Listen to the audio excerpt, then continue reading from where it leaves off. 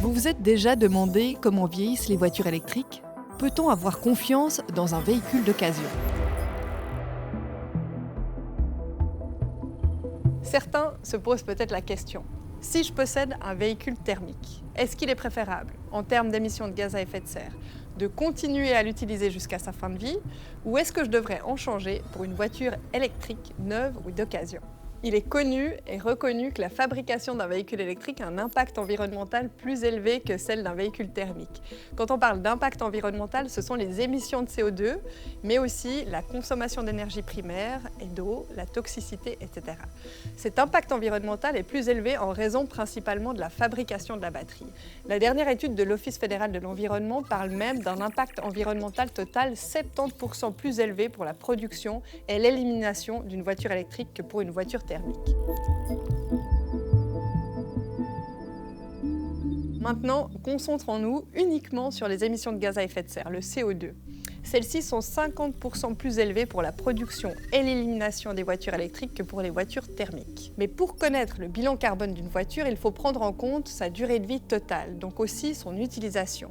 Pour faire simple, une fois construite, la voiture électrique va rouler plusieurs kilomètres et durant ceux-ci, elle ne va pas générer d'émissions directes de gaz à effet de serre. Elle va alors compenser son impact initial. Sur l'ensemble de son cycle de vie, son bilan CO2 est donc meilleur que celui d'un véhicule à combustion qui produit la majeure partie de ses émissions pendant son utilisation. Et plus l'énergie utilisée pour charger une voiture est décarbonée, plus les bénéfices environnementaux sont importants.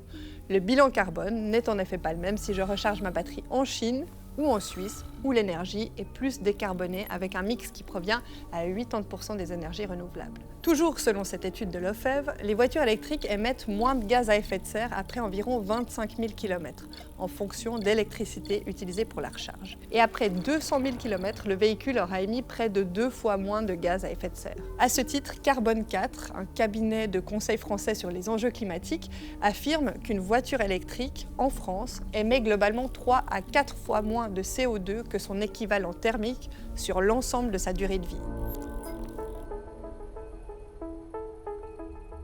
Maintenant, revenons à notre question. Est-ce que je devrais changer ma voiture thermique, qui a déjà parcouru plusieurs kilomètres et qui pourrait encore en parcourir, pour une voiture électrique? Alors, selon le rapport 2023 de l'Institut de recherche sur l'énergie et l'environnement de Heidelberg, le passage à une voiture électrique est presque toujours plus judicieux d'un point de vue environnemental.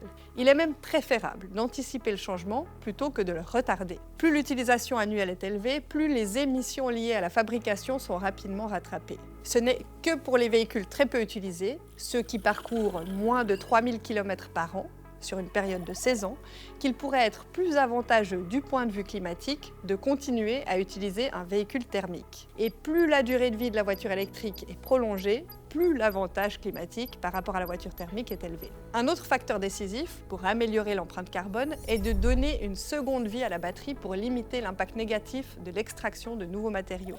Jusqu'à 95% des composants utilisés dans la fabrication de nouvelles batteries peuvent aujourd'hui être réutilisés.